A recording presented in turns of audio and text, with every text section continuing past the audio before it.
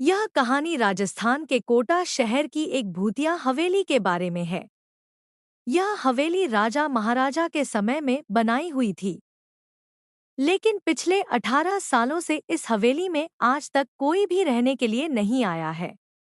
इच्छा होने पर भी इस हवेली में कोई भी नहीं रह पा रहा था, क्योंकि लोगों का कहना थी कि इस हवेली में भूत प्रेत का साया है। जब अजीत सिंह को इस हवेली के बारे में पता चला तो उसने तय किया कि वो इस रहस्य को जान कर ही रहेगा, क्यों लोग इस हवेली में नहीं रह पा रहे हैं।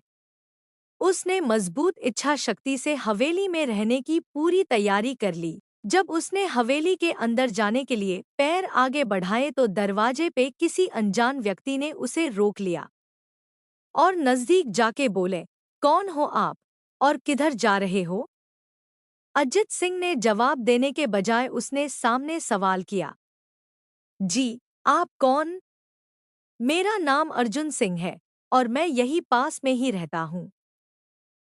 अजित सिंह ने कहा, ओ अच्छा, मैंने सुना है कि यह एक भूतिया हवेली है और यहाँ कोई नहीं आ पाता है, इसलिए मैं इस हवेली में एक दिन रुकने का फैसला किया है। अर्जुन सिंह ने कहा, जी हाँ, आपने सही सुना है और आप भी अंदर मत जाइए, मेरी माने तो आप भी वापस लौट जाइए, यहाँ बहुत खतरा है।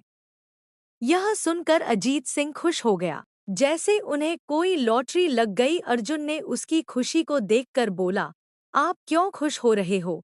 आपको तो भूत का नाम सुनकर डर लगना चाहिए।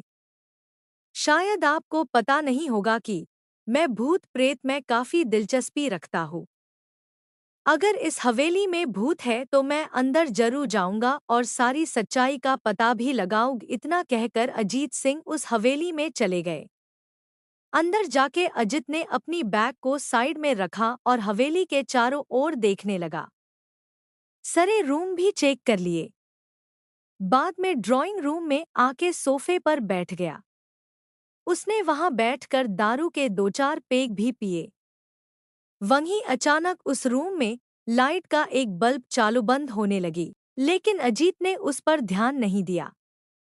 थोड़ी देर बाद दूसरा बल्ब चालू बंद होने लगा, फिर तो हवेली की सारे लाइट चालू बंद होने लगी। यह सब देखकर अजीत अपनी जगह पे खड़ा हो गया और संपूर्ण सावचेत हो गया। अचानक उसके सामने एक छोटा टेबल हवा में उड़ने लगा। करीबन 6 फुट हवा में ऊपर जाके गोल गोल घूमने लगा और बाद में अजीत की ओर तेजी से आने लगा।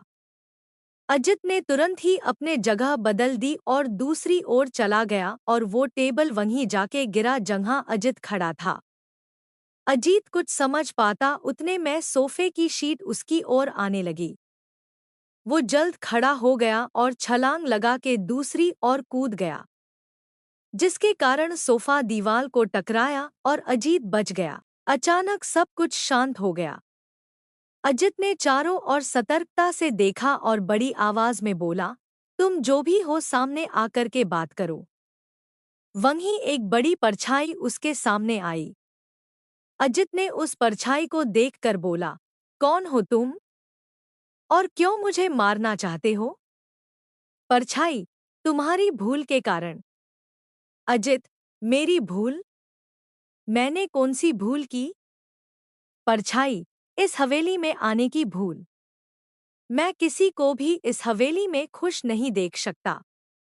अजित, लेकिन क्यों?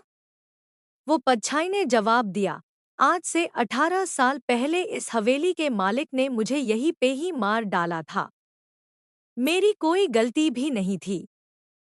इस कारण की वजह से मेरी आत्मा इस हवेली में भटकती रहती है। मैं किसी को भी इस हवेली में नहीं रहने दूंगा, क्योंकि इस हवेली में मेरा खून हुआ था। इस हवेली में जो भी रहने के लिए आएगा उसकी मौत होगी। अजित ने कहा, मैं तुम्हें अपने असली रूप में देखना चाहता हूँ। तुम्हें मारने से पहले मैं तेरी यह इच्छा अवश्य पूरी करूंगा। और उस परछाई ने एक भयानक दरमियाना रूप ले लिया। उसका चेहरा इतना भयानक था कि अजीत भी एक क्षण के लिए डर गया था, लेकिन दूसरी ही क्षण में उसने अपने आप पर काबू पा लिया। बाद में इसने अपनी जेब में से सफेद पाउडर निकाला और उस भूत के पर फेंक दिया। भूत के पर पाउडर पड़ते ही वो जलने लग गया। बड़ी बड़ी ज्वालाएं उठने लगी। वो बहुत जोर जोर से चिल्लाने लगा और बाद में पूरी तरह से जल गया। उसके बाद अजीत ने चैन से सांस लिया और वहीं पर सो गया। दूसरे दिन सुबह जब अजीत को सही सलामत हवेली से बाहर आते देख अर्जुन को आश्चर्य हुआ। अर्जुन ने अजित से पूछा, तुम कैसे जिंदा हो? जब अजीत ने अर्जुन को कल रात को घटी घटना को परी तरह से बताया और बोला, अब यह हवेली भूतिया हवेली नहीं रही। दोस्तों, आपको यह कहानी कैसी लगी प्लीज हमें कमेंट करके जरूर बताएं।